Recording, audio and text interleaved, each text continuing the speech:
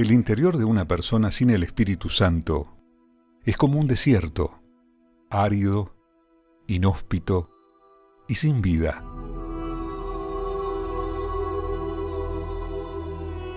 Sin embargo, hay una esperanza para usted que ha sido ese desierto, lo mismo que Dios hace con el Negev.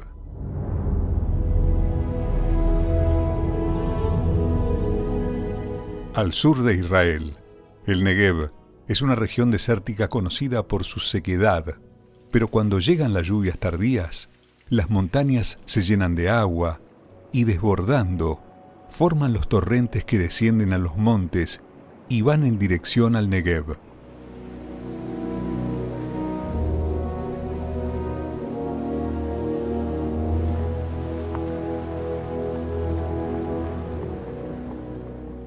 Invadiendo el desierto e inundando cada espacio vacío.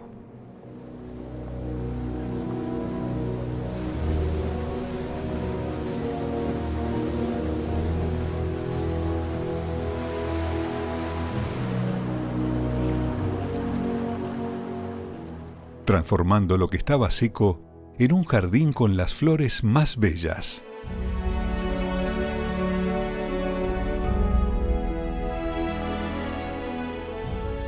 Haz volver nuestra cautividad, oh Señor, como los arroyos del Negev.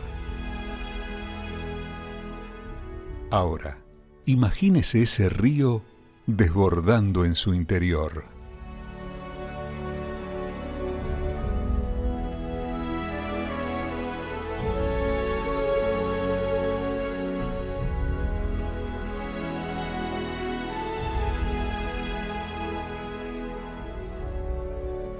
Eso es lo que sucede con los sedientos del Espíritu Santo.